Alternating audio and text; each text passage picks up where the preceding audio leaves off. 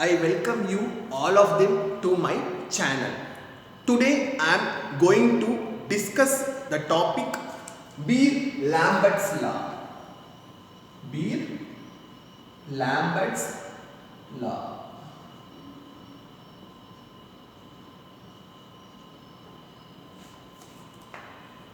First of all, let me see the importance of this law.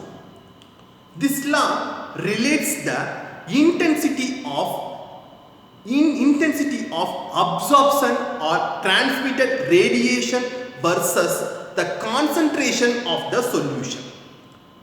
Let us assume if a substance has the ability to absorb electromagnetic radiation, then their concentration can be determined by making use of this law. So, you can get a quantitative information from this law. Now, let me see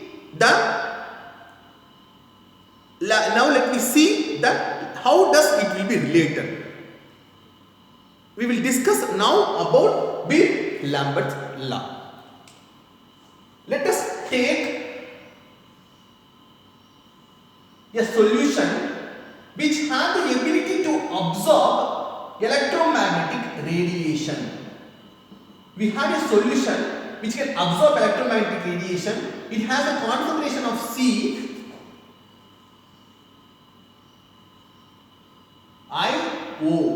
that is intensity of incident radiation. Intensity of incident radiation.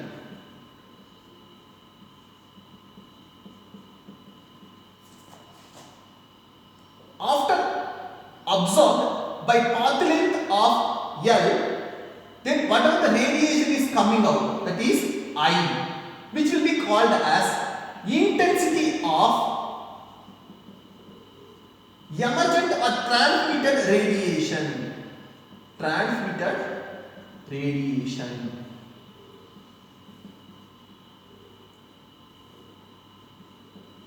Okay.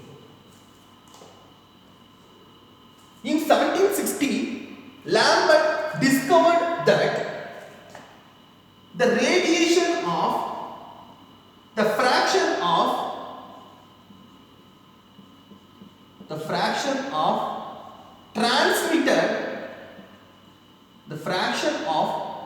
transmitted radiant energy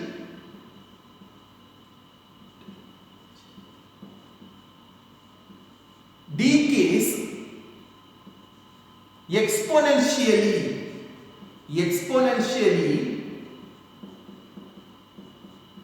with respect to path length. L will be the path length of the cuvette.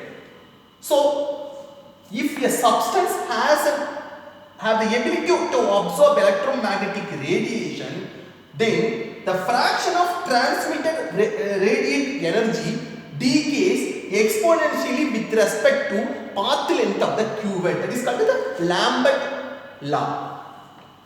That can be expressed mathematically. T, which is equal to I by I naught, which is equal to E minus exponentially decay. So, E minus KL. So, this expression will be called as Lambert law.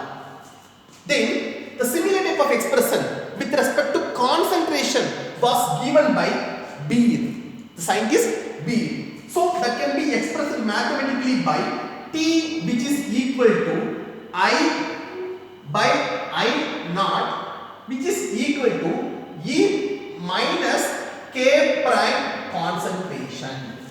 So, which will be called as Beer's law.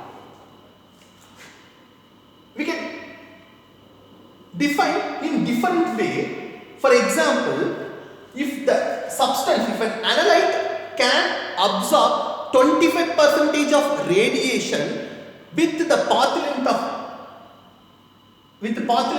L, then remaining 25% of light can be absorbed with the path length of L.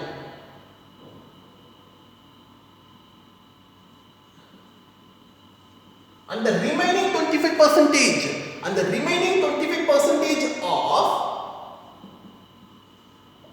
0.75 I0 can be absorbed by next path length of L. So it clears that infinity of path length will be required to absorb all intensity of radiation. That means if all intensity of radiation has to absorb the solution, means it needs infinity of path length. Okay. So now we can combine these two laws to make them be Lambert's law, which is T, which is equal to I by I naught, which is equal to E minus K prime and K. These two are two different constants. So we can give a new constant, that is minus A C L. Okay, so we can express it another way as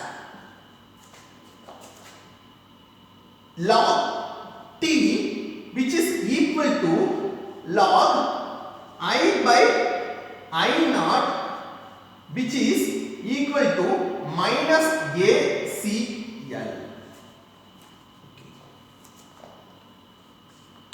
To remove this negative sign, we can alter this equation, that is minus log T, which is equal to log I naught by I, which is equal to ACL.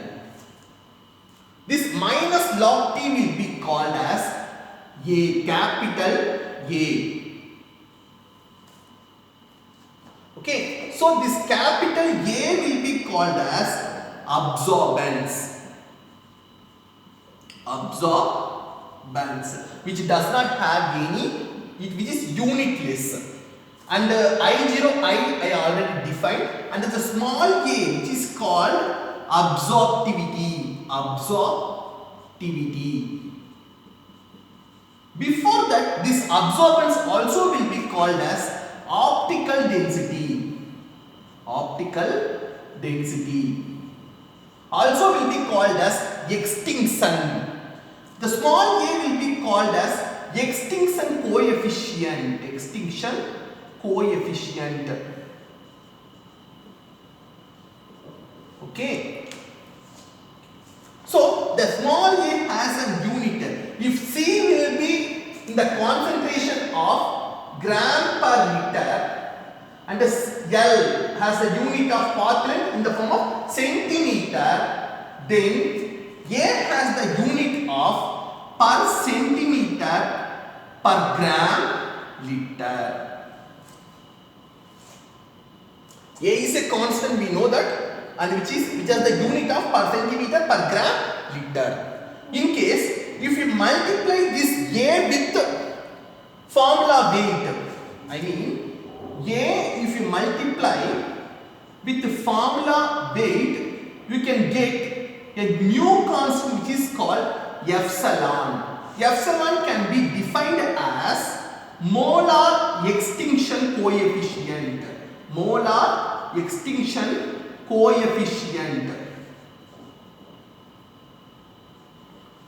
Which has the unit of per centimeter per mole liter.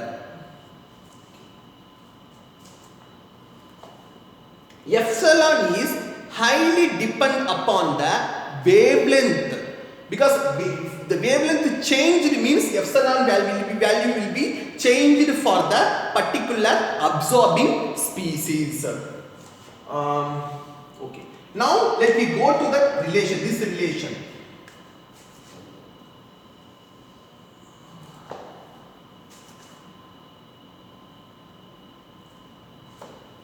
Percentage of T, which which is equal to T into 100. So, T is equal to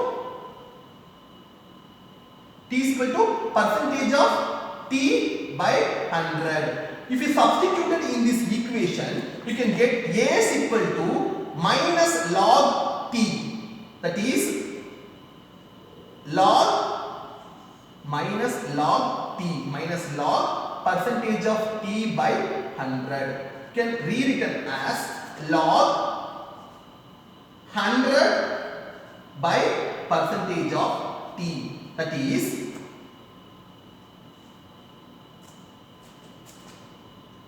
log 100 minus log percentage of T, which is equal to 2 minus log percentage of T. A is equal to 2 minus log percentage of T. So this is another expression.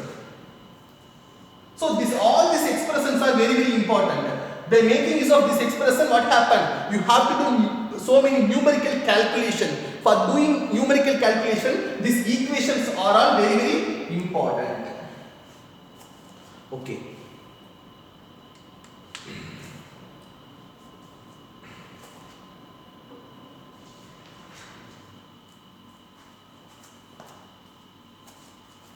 Okay, I will write now all the important equation and then I will explain their parameters.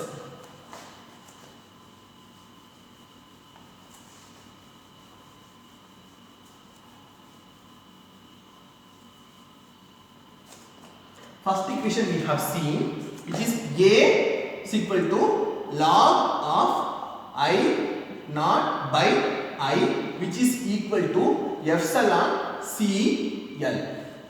The next equation we have seen, which is A is equal to minus log T. And also we have seen another equation, which is A, which is equal to 2 minus log percentage of T. These are the three equations we have seen. Now let me come to this equation. In this equation, from the spectrophotometer, you can determine, you can get the information of, you can get the value of A. For a particular substance at a particular wavelength, for example, anthracene. Anthracene at 366 nanometer, epsilon value is constant. That is fixed. That is fixed. So, if the wavelength change, it means epsilon value will be definitely changed.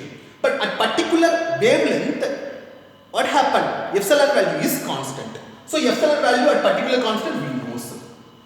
For a spectrophotometer, normally the cuvette path length will be 1 centimeter. So, L value also know. So, if you get the value of A from spectrophotometer, you can determine the concentration of solution. That is the importance of this law. Okay. Now, next one, how does absorbance and transmittance are related? If you, for example, if you know the value of T, then you can easily calculate A. For example, if the value of T is 0.001, then it is very clear the A value will be 3. Similarly, 0.01, then A value will be 2. 0.11, 1 means 0. This is a kind of just like that of inverse relationship between the transmittance and the absorbance. Okay. By making use of this law, we can determine any of the concentration of solution by making use of calibration curve. Because calibration curve, we already knows what is the meaning of that one. For example, you can take, let us take an example of copper ion. You prepare here 5 different concentration of copper ion. Concentration may be 1 molar solution, 2 molar, 3 molar, 4 molar, 5 molar solution of copper solution. And then what happened? Maybe you can prepare most specifically tetraamine copper 2 sulfate, because this will be strongly absorbing species. So you can prepare various concentration of copper ion and then you can measure absorbance for each case. Each concentration you can measure absorbance, then you can plot a graph. That is concentration of solution in x-axis and percentage of concentration solution in x-axis, absorbance in y-axis. You can get a graph like this. From this graph, for example, you have 5 different concentration, so you will get a straight line. That straight line will start from origin. Okay, so what happened from this graph, you can determine the unknown concentration. For example, you have an unknown concentration which has absorbance y, that you have to find out the value where y. If it is the y, then you can extrapolate. What happened? You can easily determine the concentration of solution. So now hope you understood all of them, how much it is giving the quantitative information of any of the absorbing species. If the species can absorb electromagnetic radiation, then what happened? By making use of Beer-Lambert's law, you can determine the concentration of solution. Okay.